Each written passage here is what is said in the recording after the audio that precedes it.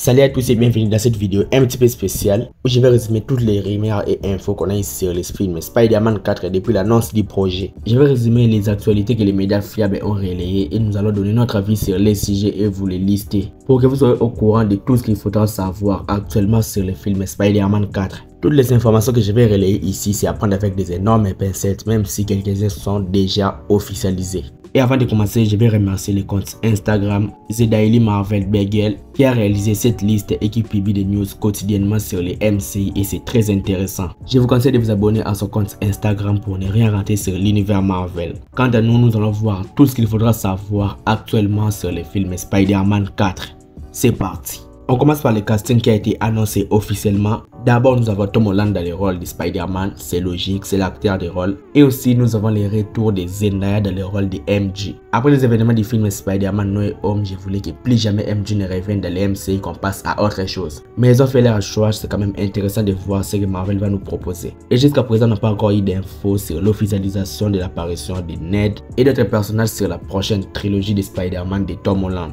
Reste à voir. Le film Spider-Man 4 fera partie de la phase 6 du MCU parmi les projets qui n'ont pas été annoncés. Et aussi que le film sortira avant le film Avengers Secret Wars, logique. Et le film devrait sortir le 28 août 2025. Sur ce point, j'ai plus rien à dire parce que j'ai hâte de voir le film Spider-Man. Pourvu que ça arrive trop vite. J'ai envie de voir la nouvelle trilogie de Spider-Man que le MCU va nous proposer. Un Peter Parker très indépendant comme on le connaissait auparavant. Selon les médias We Get Some Toast, le film Spider-Man 4 sera la suite directe des événements de la série Hawkeye. On connaît les événements de la série Hawkeye centrés sur les personnages de Wilson Fisk. Donc avec ça, on suppose que le personnage de Wilson Fisk sera l'un des méchants du film Spider-Man 4 du MCU. Bon, personnellement, j'ai aimé la série Hawkeye. Si les événements de Spider-Man 4 est en parallèle ou se déroulent dans le même style que la série Hawkeye, je peux quand même kiffer. Car je préfère des films terre à terre, comme ça a été la série Hawkeye. Donc je trouve que ça sera une bonne idée. Selon les médias My Cosmic Circus, le film Spider-Man 4 aura 4 méchants. Les Hyde, Kraven, Mystère Négatif et les Scorpions. Comme je l'ai dit dans ma vidéo actualité, 4 méchants pour le film Spider-Man c'est trop. Il suffit que le film contient un seul méchant, que le méchant soit bon et c'est tout.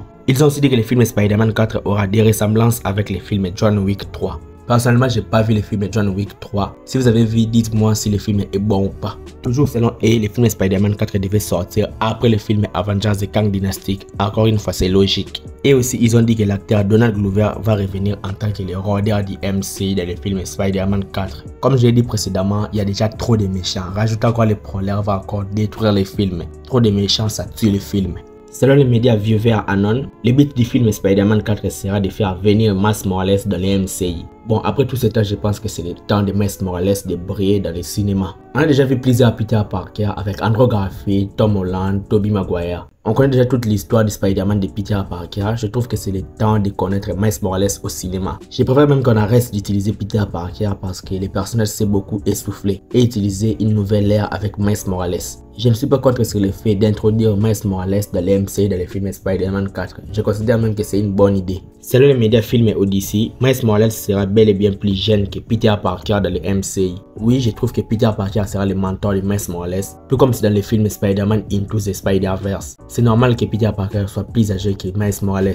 Et aussi nous avons les propos de l'acteur Tom Holland de Spider-Man qui s'est exprimé dans les micros de film Odyssey. Il a dit, je cite, « Je serai honoré d'amener Miles Morales dans les MCU du live action. Comment on fait ça, je ne sais pas, mais si j'en avais l'occasion, je sauterais dessus. » On sait tous que l'acteur de Spider-Man, Tom Holland, ne sait pas garder un secret et spoil constamment ses projets. J'avoue qu'avec ses propos, il a légèrement spoilé que Miles Morales sera dans les films. Et enfin, nous avons les médias 4chan qui ont confirmé que Peter Parker portera un costume noir avec des symbiotes dans les films Spider-Man 4. Symbiotes qu'on a vu à la fin du film Spider-Man No Way Home. Tout comme dans les comics, je veux que Spider-Man de Tom Holland porte le costume noir avec les symbiotes en pleine bataille dans les films Avengers Secret Wars. Comme ça va encore rajouter le charme du personnage en pleine bataille, ça sera excellent. Et aussi que le Spider-Man de Tom Holland va rencontrer le personnage de Black Cat dans le film Spider-Man 4. Encore un défaut pour le film a introduit trop de personnages. Et je trouve que c'est le potentiel plus gros défaut du film. Et aussi, il est dit que dans le film Spider-Man 4, Peter Parker sera aidé par les personnages de Daredevil,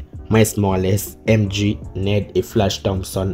Et je répète encore que toutes ces informations c'est à prendre avec des énormes pincettes car la majorité ne sont pas encore été officialisées par Marvel Studios. Encore une fois, je remercie les codes Instagram de The Daily Marvel Bagel qui m'a largement aidé à faire cette vidéo.